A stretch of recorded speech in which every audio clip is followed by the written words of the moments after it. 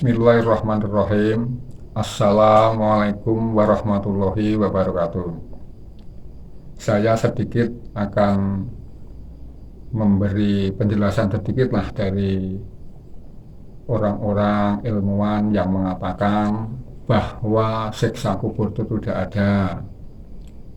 Dia memberi contoh-contoh kalau orang ditelan ular, orang utuh, ditelan buaya, mati dalam kecelakaan di kapal terbang, kalau pecah kan jasadnya hancur kemana-mana, apa itu ya ada siksa kuburnya.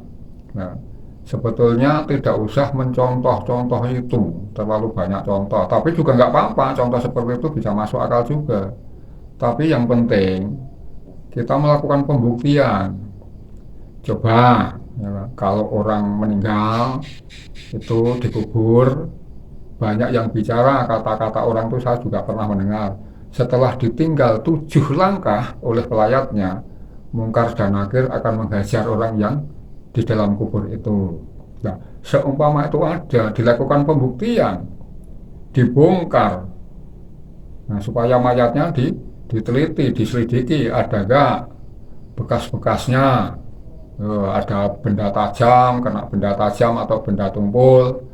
Kalau tidak ada, bagaimana orang memang percaya juga?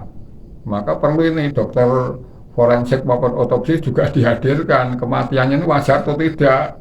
Wah, ini tidak wajar, berarti ini orang berdosa, digebukin, dibakar api di dalam kubur. Ya lah, itu kita adanya pembuktian. Saya pernah melihat juga keluarga saya mau disewu 3 tahunan, dibongkar sampai bawah, mayatnya masih utuh, bajunya masih ada, tulangnya masih utuh, nggak berserakan. Nah, kalau itu disiksa mesti ada bekas-bekas siksaannya, ada dampaknya dan pengaruhnya, mesti harus ada. Kalau tidak ada, bagaimana orang percaya nanti? Ini pembuktian.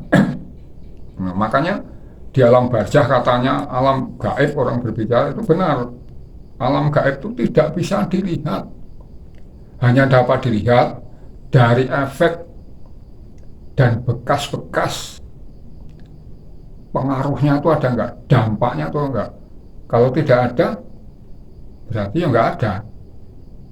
Maka, lah, untuk menghindari itu gimana coba supaya kita tidak masuk siksa kubur, yang dikubur itu, yang di dalam kubur itu yang disiksa. Kalau tidak dikubur sekarang, kalau kita meninggal mamanya, solusi jalan keluarnya harus ada. Kita buktikan supaya kita tidak disiksa dalam kubur. Kita kalau mati lari aja ke Bali, minta izin saudara di sana supaya tubuh kita yang sudah mati diletakkan di bawah pohon terunyan, semua diletakkan di situ, berarti nggak disiksa dong. Nyatanya tidak ada bekas dampak pengaruhnya juga tidak ada. Maka disitulah tidak ada, atau dibawa ke Tanah Toraja. Di sana cuma dimasukkan dalam lubang gua setiap tahun, diganti bajunya, badannya juga nggak ada dampak-dampak pukulan-pukulan, bekas-bekas pukulan benda tumpul atau benda tajam, nggak ada. Ini untuk membuktikan kematiannya itu wajar atau tidak, kan seperti kalau diadakan otopsi. Nah, itu ada pengaruhnya.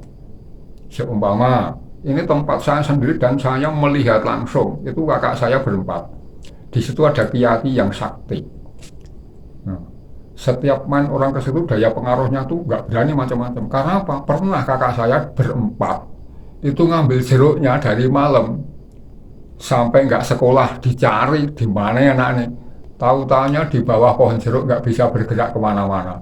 Langsung bapak saya ngomong sama yang punya nama Mbah inilah, Mbah X.